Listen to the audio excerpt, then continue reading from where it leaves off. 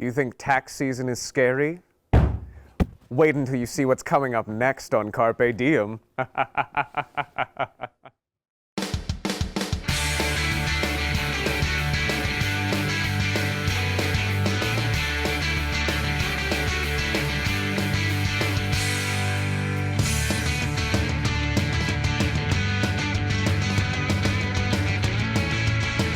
Hello and welcome to Carpe Diem. I'm your host, Christian Curatola.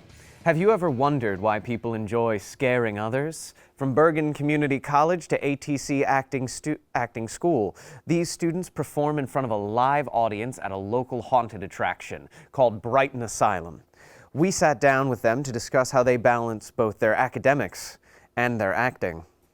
Ever since I was a little kid, I loved movies and I loved film, and I always wanted to do that because it's my passion. And that's why I'm going to school to learn film and directing and stuff, because I want to continue with that. And working at Brighton with acting is just incredible. My favorite thing about acting school would have to be just meeting the different kinds of people here that have a similar passion and that want to further their passion with other similar people. I recommend going to an acting school. I recommend going to any type of school. So you get the tools to use it the way that you want to use it. I'm not really into acting. I'm more of a makeup artist at Brighton. I've changed my major 3 times. So now I'm just general education at Bergen, and I'm just taking everything I need to get my associates. So being like a scare actor at Brighton Asylum, it's a very physical and mentally draining position. A lot of people don't understand like how much work goes into doing like a 7-hour constant high energy act like day after day, as well as working like a full-time job. I want to transfer to Montclair State after next year, after my 2 years here. I don't want to go into college and not knowing anything about acting. I want to have some type of experience with it. So Brighton really taught me how acting is and given me a little jump set from that. I was never worried about balancing school and acting because I always wanted to find time to do something that I love and something that I need in life, which is education. During October, like our usual season, it was definitely a struggle to go to school in the mornings and then rush to Brighton after. Eating was a problem for me. And then I had to worry about when am I gonna do my homework versus when am I gonna wash my makeup brushes. I've experienced a lot of overwhelming moments. The one that really sticks out to me is I actually got a concussion when I was working at Brighton, and then I had to take time off from the class that I was taking here. I have to let Brighton know, or I have to let ATC know that I can't make it to class. So my role and character in Brighton is different sometimes. Sometimes it depends on the room I'm in, but mostly this past October season I was working as a greeter in the bleeding grounds. And my character was just greeting people in the Brighton and telling them the experience there, but in a kind of creepy way. So my character at Brighton Asylum is indeed, his name is Frankie, which is my name. So he's basically my personality times 100, no holds bar, everything just, I just say what I want, no filter. It's very natural. It comes very natural. I love the off-season events because I get so much more creative liberties. So St. Patrick's Day event, I got to glue cereal on people's faces. How many people can say, oh, I glue cereal on people's faces for a living? Not many.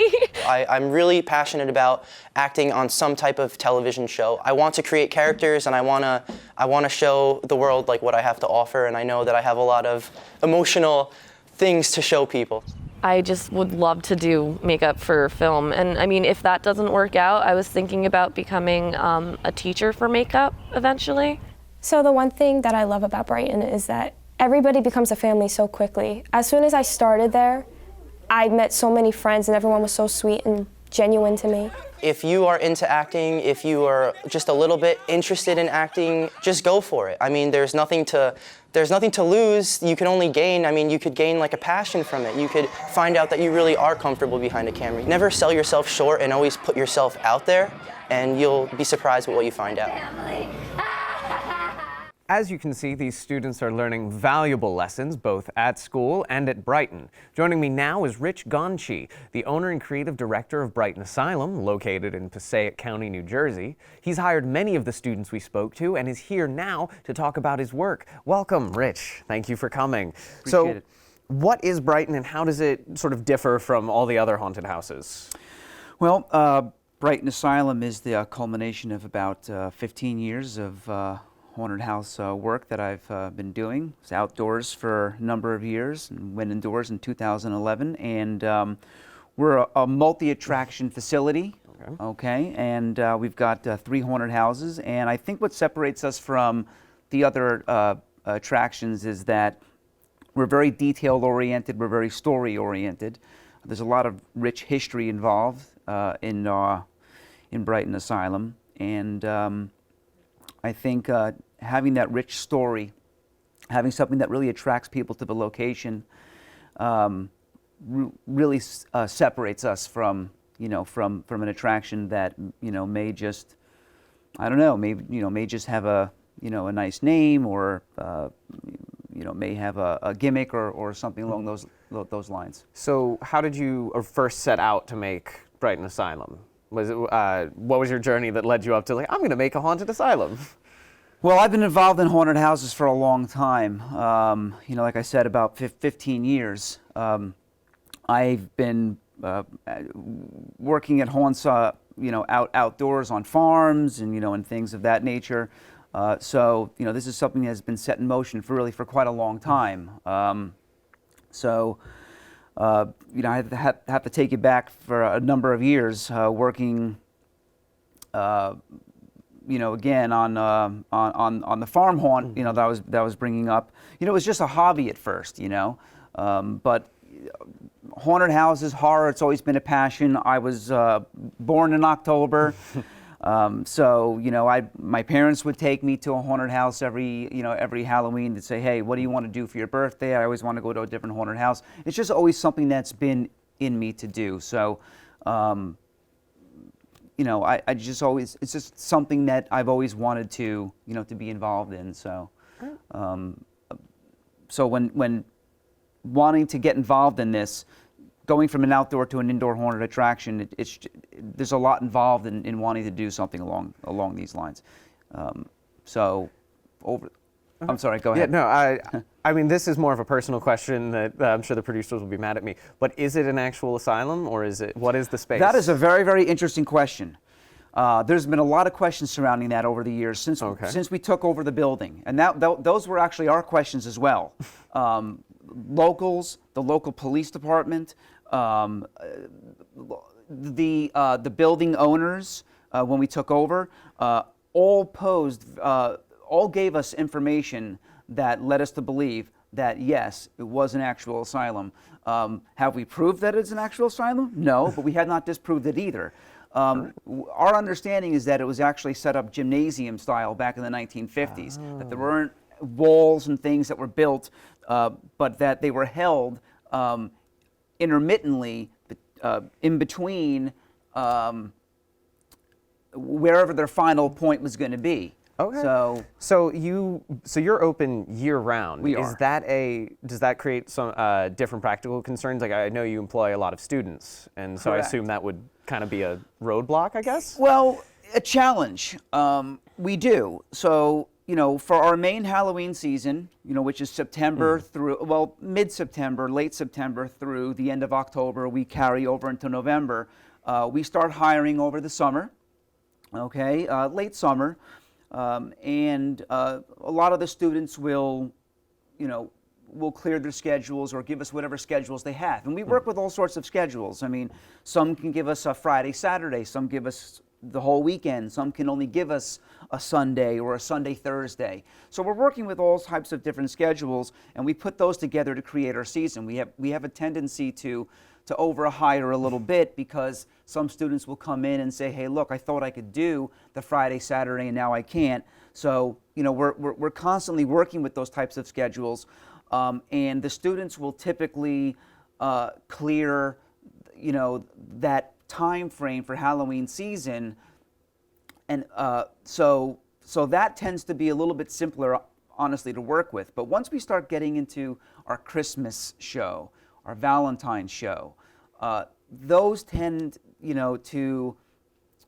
tend to kind of take who we can get and when we can get them, and they can't always make all of them. Sometimes you can make some of them, and we try to give a complete calendar as we go, but sometimes some of the students can only take off during some and not others, and so it's a bit of a challenge, but we run all of our events and we do very well. All right. How much creative expression do the individual students have in doing all of it? We give them quite a bit. The rooms are designed for certain types of characters. For example, maybe this one is for a doctor character, this one's a nurse character, this one might be something else. But the characters themselves, we're definitely open to interpretation on. And so when the students come in for their audition, we say audition, it sounds scary, but it's not. We work with everyone, to the point where, as long as people are going to give us a schedule that we can work with, and that they're willing to learn and they're willing to come in and give it their all, it's very rare that we're not going to take somebody on and work with them. But we give them a lot of creativity, which is what you were asking about, and we allow them to get involved in their characters and do different lines and things like that. But there's a lot involved in that. You mentioned learning, so what exactly is there to learn? This sounds very short-sighted of me, but... Well, no, I mean, there is a lot to learn. I mean, when you're dealing with the public and you've got a lot of people that are coming in, in the form of customers, you've got everything from how to interact with them to the safety aspect, of that. You've got crowds of people, so you need to entertain them in a way that's not going to, for example, back up the crowds, right? So you're causing these conga lines and things. It's different for every form of entertainment, but for us, we want to keep a nice flow through the house. So we're going to be teaching the students how to entertain safely, to entertain effectively, and to do it in a way that is going to ensure that the guests are all being entertained, right? Not just maybe the first person in the group or the last person in the group, but all of them. So there's just so much. I mean, we could probably take an entire segment just on that, but that's the gist of it. Perfect. Real quick, we only have a little bit of time left, Sure. but what do you get involved? Are the students involved behind the scenes as well? We know we saw. Absolutely. Yeah. Yeah. We try to involve them in all aspects of the production, from breakdown. If we're going to be changing sets out to building new sets, to costume designing, to character development, to even to actor training. When we have students who have been with us for a while and they exhibit that they want to get involved in that, we'll involve them in those things. We have gatherings and get-togethers and plannings. I mean, there's just so much that we do. Great. Thank you so much. Thank you. Now that we understand the type of people who work at a haunted house, have you ever wondered why people pay to go there? Let's take a look at what a neuropsychologist, Dr. Laurie Catania, has to say. People don't go to haunted houses because of a common fear. They go because they like the experience of being exposed to that type of environment. So they're not there because they like to be scared by people jumping out at them, but they like that experience because for them, it becomes enjoyable. For certain individuals who don't like haunted houses, it remains fearful. Part of how we're going to relate to these experiences is based on our genetics. Part of it is based on experience. So the first time you go in a haunted house, it's going to feel very different than the 5th, 6th, 10th time you're there. So the combination of those two things kind of takes the mystery out of it, and it's not an entire mystery, because if we look at genetics and we look at learning experiences that have happened in the past, those explain some of the reasoning why some people like these things and some people don't. It's important just to understand that every single one of us has our own individual reaction to that. There's certain common neural substrates at play, but how those are activated, how those message to other brain areas is individualized. And so nothing exists as an experience for any of us unless the brain is there to interpret it. If you think about it, right, if someone has had an early experience that has been fearful, those individuals are not going to put themselves in the same fearful situations because there's an ineffective communication. The way the brain is organized is you have your brainstem, which is the lowest level structures. Then you have this cortical piece, which is the one that's closest to the skull. That's our newest part of our brain. It's the most evolved part of our brain. It's the thing that makes us different from other species. You also have this other structure known as the hippocampus, which is our memory structure, and it says, I've been here before. So if you're a person that likes haunted houses and you keep going to them, your hippocampus adds to that equation and says, you like this. This is an experience that you find enjoyable. As compared to, like I said, myself, I don't like those experiences. So there's definitely individual differences, but they're based on so many different factors. If we had to boil it down to two things, the genetics and the experiences are big pulls for why people like these experiences and why people don't like these experiences. That is absolutely fascinating. I, for one, love to be scared. So joining us now to explain all the factors that go into making a good scare is Brighton's own acting coach, Connor Lenahan. Welcome, Connor. So I guess, first off, how did you first get started? I found out about it when I was about 16, and I joined up, like Rich said, he used to do a farm. I was there exactly 1 year before he joined up, and I just took a dive. I didn't know what to expect, and it just sounded like a lot of fun. I was like, I could get paid for this? This is interesting. And it was much simpler back then. It was built over the years into something even more incredible. But I just fell into it out of nowhere.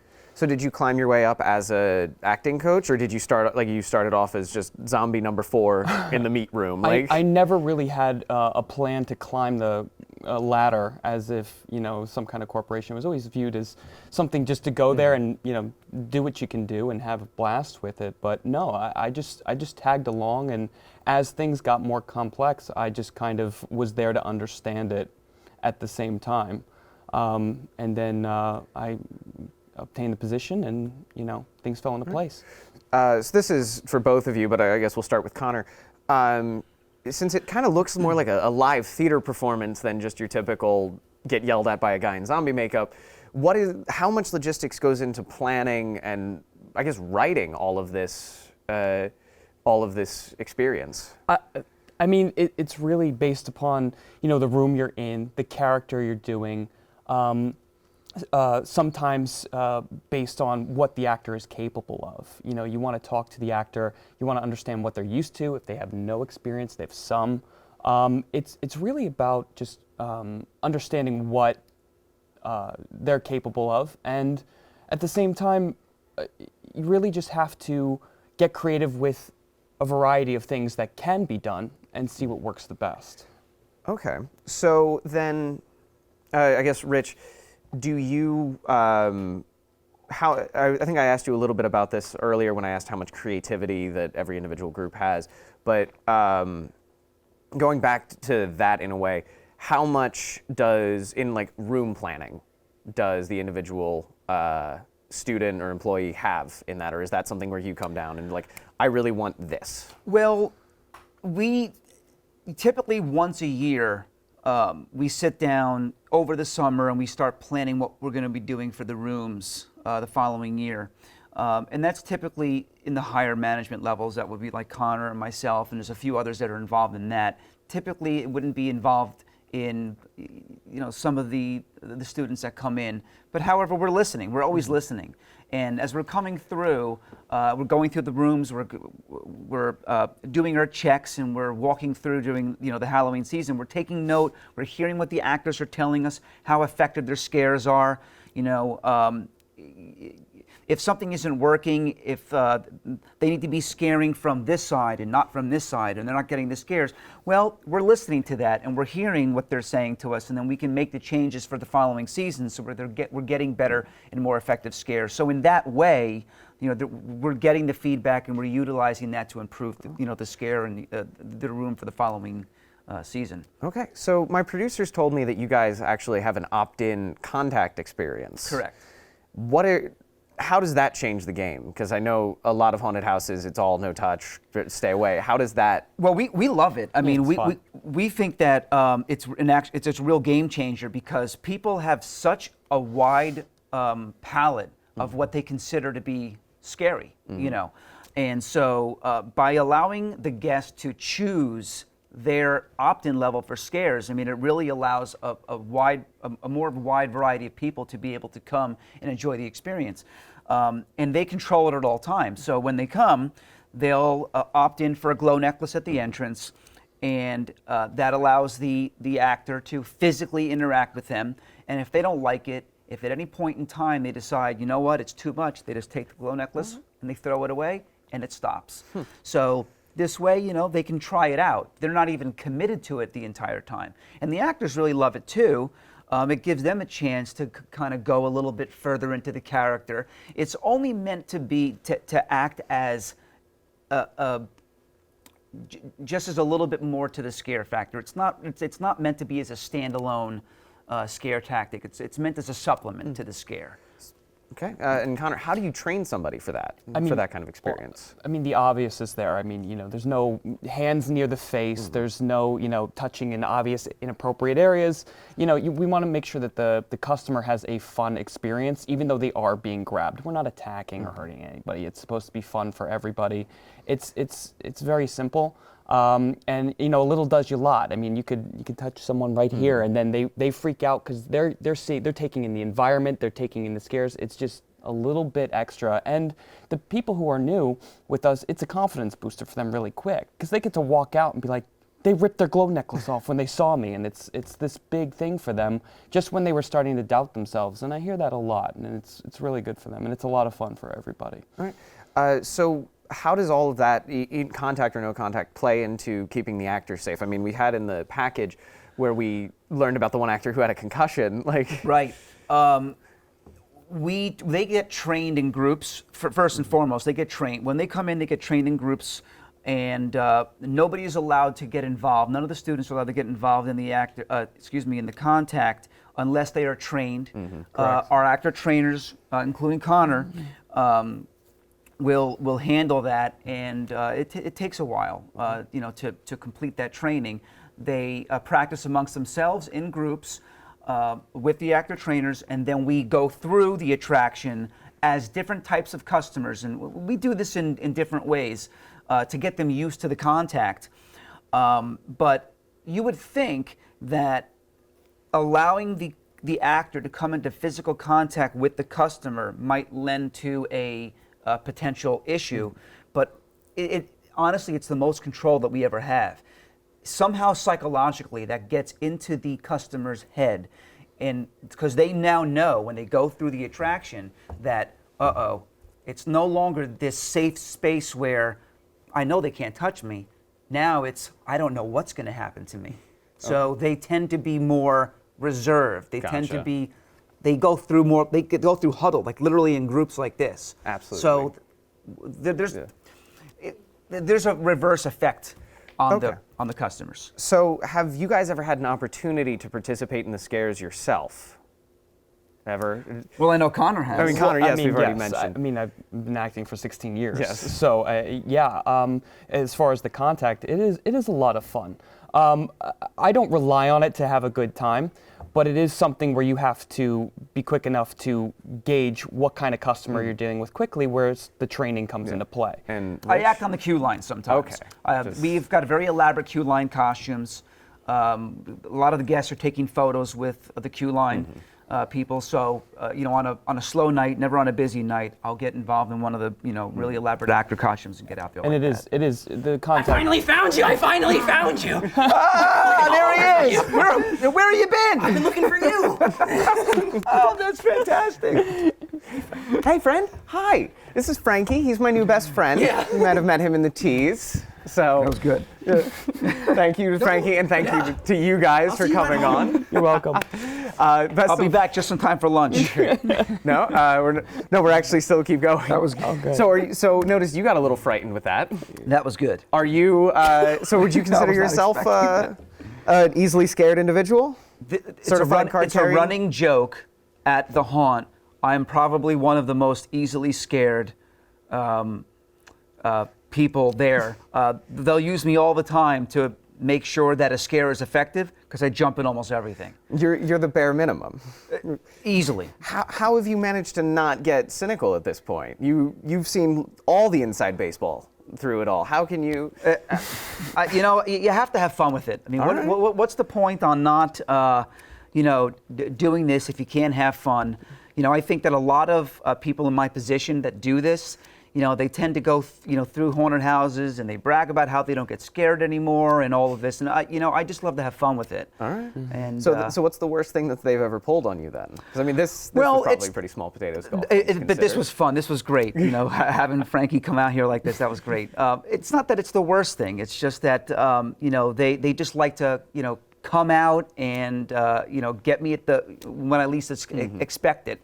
And I guess maybe the most frustrating thing is when I'm trying to get something done, and I'm going from point A to point B and I'm running around, and they're trying to scare me, and I'm like, all right, enough. I'm trying to, get something finished. But other than that, I mean, it's fantastic. That's so good. It's like a family. That's really awesome. Where can people go to find out more if they want to know more about Brighton? There's many ways they can do it. They can go directly to our website, which is brightonasylum.com. If there's a spelling issue, it's BRIGHTON, asylum.com. They can get us on Facebook, facebook.com/Brighton Asylum. They can get us on Instagram, but the same way. All the social media, it's all Brighton Asylum. So we're on everything. Fantastic. And anybody who wants to participate, anybody who might be interested in becoming an actor is... Same methods. We answer to everything. The simplest would probably be through the website and get us through the contact us form. We respond very quickly. Perfect. Thank you so much. Best of luck to Thank you. Thank you very all much. three of you, Frankie. Thank you all for being here with us today. As we've already mentioned, to know more about Brighton Asylum, you can check out their website, www.brightonasylum.com. And if you would like to know more about this or any other edition of Carpe Diem, you can just write to us at the email address on your screen, carpediem@mail.montclair.edu, or call us at 973-655-5158. For Carpe Diem, I'm Christian Curatola. Thanks for watching.